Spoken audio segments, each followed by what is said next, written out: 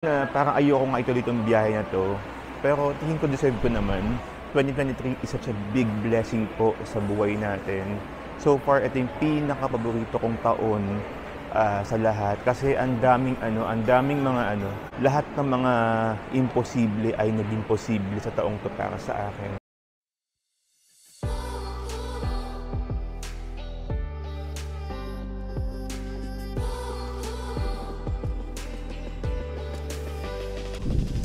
Ang pino ng sands, ang puti, ang ganda, parang daig pa yung Boracay. Talong-talo ang Boracay dito guys, ang ganda!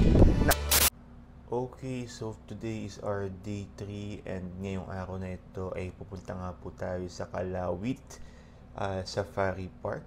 Okay, yun po yung in-avail ko na tour package ngayon. And ang ating OOTD for today's video, ayan, nakaputi po tayo lahat. All white lang, baka medyo mabait lang. Oh. All white lang, para medyo mabait lang, ayan. So, ito, binili ko po sa SM Department Store, Birkenstock, ayan. So, yeah, tara, samahan niyo po ako, mag-breakfast na po tayo.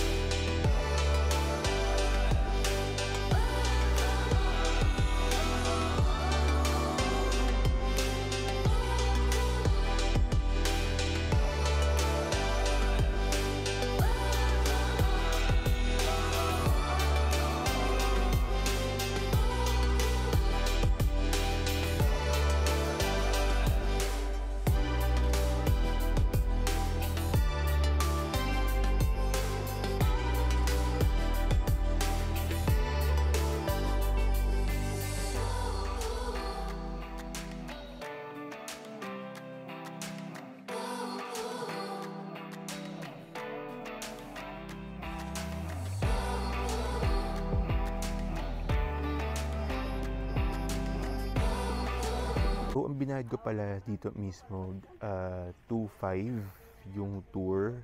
Para meron siyang apat na tour, no? Kasama na nga dyan yung Kalawit Safari. Tapos, walo lang kami sa sa UV. Parang walo lang kami na sinundo mismo sa hotel. Ayan, so tingin ko okay naman. Kasi yung iba kasi nakita ko 2.7, may 2.8, pero siguro depende yun mismo sa tour. Pero dito parang 2.5, so medyo nakamura tayo.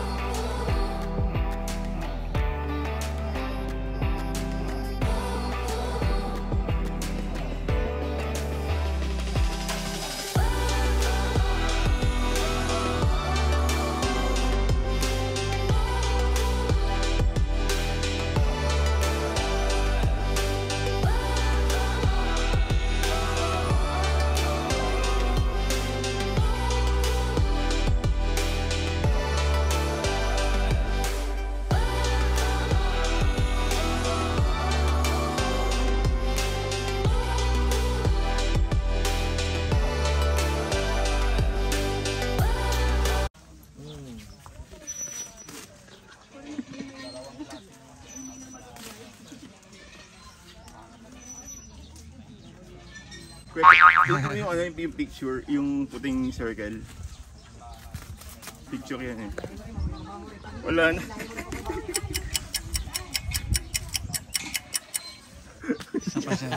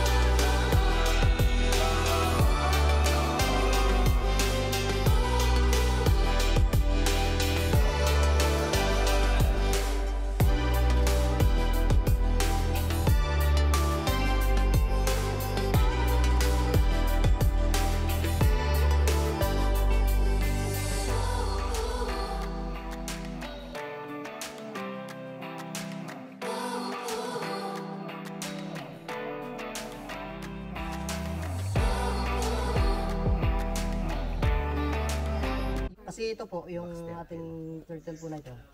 Di ba sinasabi nila lahat daw ng mga turtle daw mahahaba ang buhay. Depende po sa turtle. Kasi may mga turtle po na mahahaba talaga ang buhay. Like mga tortoise, mga sea turtle. Naabot sila ng 100 years. Ito po kung titignan nyo po, kasi sa inyo siguro walang nakakaalam kung ano ba yung male tsaka female.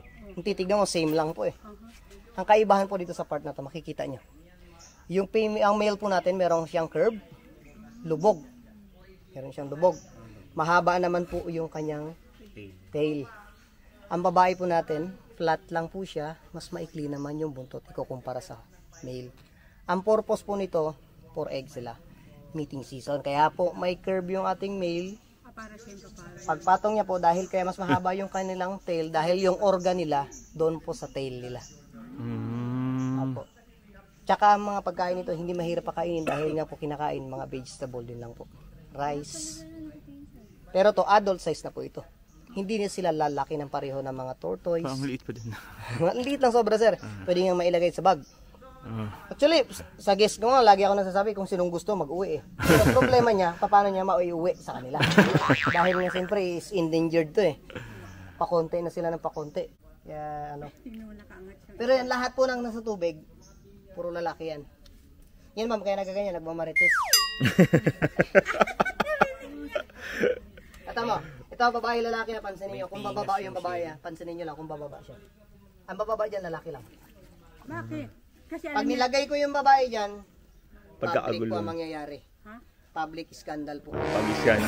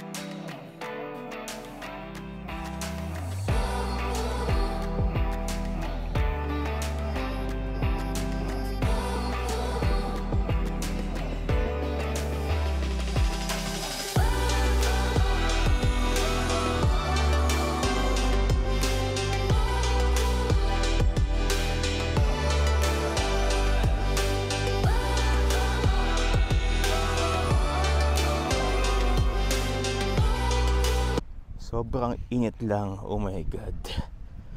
Ito yung nabis ko sa, sa beach eh. May mga sands.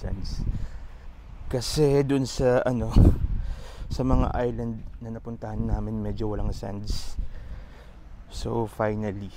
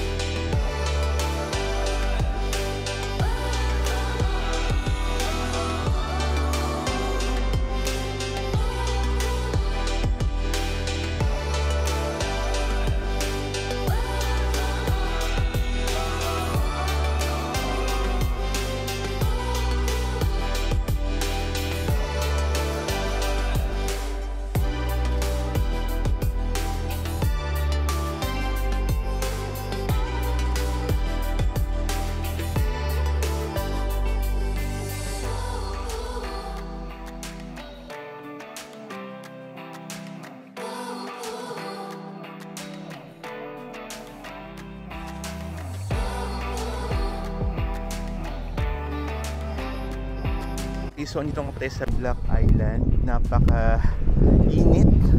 Ay, napaka-init. Ano pa kaya pag summer dito, no? Sobrang init. Pero ang saya kasi sa lahat ng mga napuntahan kong island, ito yung pinaka-favorite ko na napuntahan.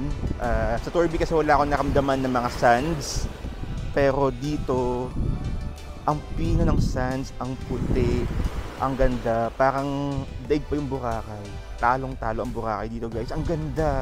Na-amaze talaga ako. So, nasabi ko po kanina kaya Black Island kasi yung mga bundok daw po dito ay kulay itim kahit tinawag ko na Black Island. So para sa lahat po ng mga gustong makapunta dito, i-avail nyo po mismo yung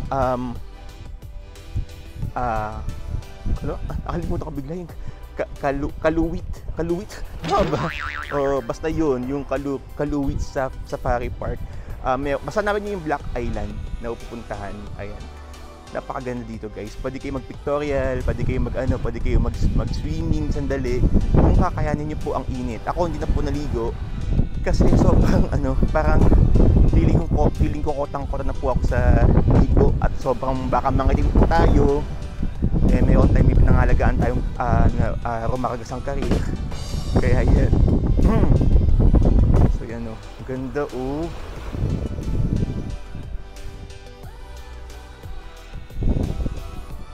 Nami talaga ako. Ganda.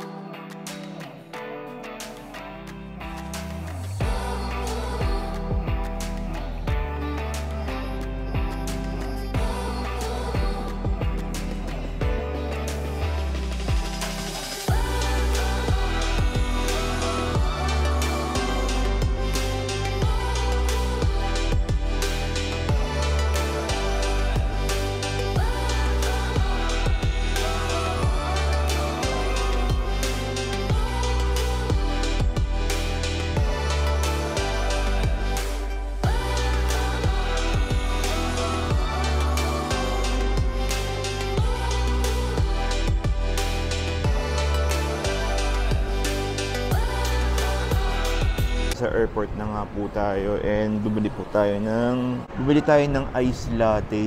Ayan, so ito ice latte. Okay, so bumili ako ng ice latte kasi medyo inaantok talaga ako. Ayan, hindi tayo pwede antukin dahil habang tayo po ay pabalik na ng Manila, may mga kailangan gawin sa trabaho. So na-miss agad ng trabaho ko. Okay, so may meeting mamayang gabi with the directors. Wow, with the directors. So, may mga meeting mamaya. So, kailangan ko pagandaan mamaya ang aking planning para sa taong 2024. So far sobrang nasiyahan ako sa Black Island. Pero sa Torby, tama rin ang sinasabi ng mga ibang mga vloggers na ang Torby ang pinakamaganda so far kumpara sa Tour A. Nagustuhan ko rin yung Tour B. Okay, kahit din naman sa El Nido, parang tour B din yung medyo gustong-gusto ko, yung tour B. No, tour A, tour B kasi kami. Pero kung kakayanin ng budget, kung kaya nyo mag-stay na mga 6 to 7 days para mapuntahan ng lahat ng mga activity na yan, I suggest gawin nyo. Kasi sa kaso ko kasi hindi pwede. Hindi pwede dahil may mga trabaho po tayong naiwan. Tulad yan, may mga nagka-follow up ng turnover. Tsaka meron din tayong Siargao kasi. Nakakatulong itong bakasyon kasi parang ano siya, parang nakakapagpa-refresh ng mind, ng heart na lahat ng mga iniisip mo sa trabaho. Kasi hindi rin naman talaga biro kabayan ka updates ang aming pinagdadaanan. No? Ginagawa ko to every birthday ko siguro para makapagnilay-nilay din. Maganda rin kasi pag nagbabakasyon ka every end of the year kasi para sa paghahanda mo rin for the 2024 next year. Alam mo yung mapag-isip ka ng mga bagay-bagay na magiging plano mo in the future, magiging goal mo sa taong 2024. Kaya yun, hindi talaga ako parang noong una parang ayoko nga ituloy itong biyahe na to. Pero tingin ko deserve ko naman kasi Diyos ko lahat po ng parang 2023 is such a big blessing po sa buhay natin. So far, ito yung pinaka-paborito kong taon sa lahat. Kasi ang daming mga lahat ng mga imposible ay naging posible sa taong to para sa akin. And, syempre, tulong din po iyon ng ating true prayers. Ayan, with the help of our Lord Jesus Christ. Talaga lahat ng imposible naging posible. So, yun yung isa sa nagpapasalamat ko sa taong 2023 kasi hindi ko po pwedeng sabihin sa inyo yung mga problema ko, hindi ko pwedeng sabihin sa inyo yung mga bagay-bagay na personal. Pero, Diyos ko, kung alam nyo lang po kabayan ka-updates ang ating mga pinagdaanan sa nakakaang taon, sobrang iba, sobrang grabe, na to the point mapaisip ka na alam mo yun, na parang buti na lagpasan natin yun, buti nakatawid tayo. Kasi ang dami talaga, hindi lang siguro pinapahalata sa mga videos ko, no? Kasi syempre, Diyos ko, hindi naman trabaho na manghagilap ng mga chismak sa akin ng personal na buhay ko. Pero, ayun, sobrang thankful ako talaga dahil hindi talaga natutulog ang Diyos. Oo, super happy ko. Ayun, nasa SMDC pa rin ako. Happy ako kasi maraming mga kliyente ang titiwala sa atin. Masaya ako dahil syempre dyan pa rin naman kayo na nakatutok kahit na minsan dito ako mag-updates. And masaya yung mga kagrupo ko, mga katrabaho ko. So nakakatulong din kasi yun para maging productive ka bilang empleyado, bilang kaparte ng SMDC. Kasi ayun, parang masaya ka sa mga nakakatrabaho mo. Importante kasi na medyo perfect yung harmony ng trabaho. Lalo perfect yung mga kagrupo mo kasi iba yung naibibigay, nai-inspire ka lalo, na-motivate ka lalo. Naku, maraming salamat po sa inyong panonood. Hindi ko po alam kung nagustuhan yung video na to, pero sana po parang naipasyal ko na rin po kayo sa aking destinasyon dito po mismo sa Coron. And ayun, maraming salamat po ulit sa lahat po ng mga kabayan ka updates na patuloy po nanonood sa akin, and syempre sa SMDC.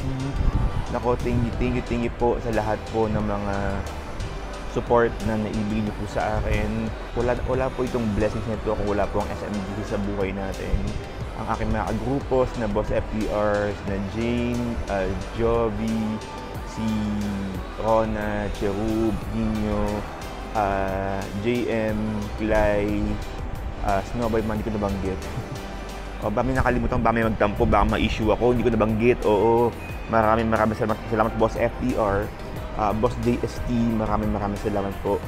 Kay Boss AFT, Boss Antan, ako maraming salamat po sa pagkakatiwala niyo po sa amin na mag-alaga ng aming mga upuan talaga.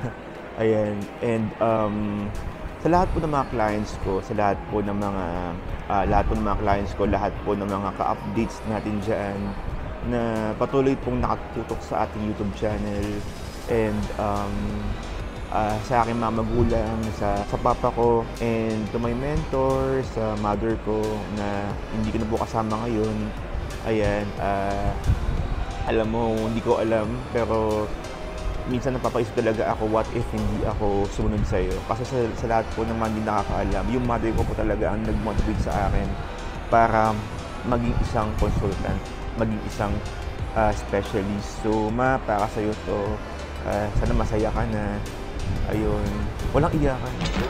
Ayun. Pero again, sa lahat po ng mga kabayan ka, updates natin dyan, again, walang hanggang salamat. 200 milyong salamat po sa inyong lahat, sa lahat po ng mga patuloy pong nagtiwala sa atin since day 1 na nag-SMDC po tayo. So, naku, hindi po tayo tapos dito kasi meron po tayong Siargao. So, ito lang po yung mga content po natin itong mga dating na araw dahil gusto ko muna mag-relax muna kayo. Again, maraming salamat. Stay safe and happy investing everyone.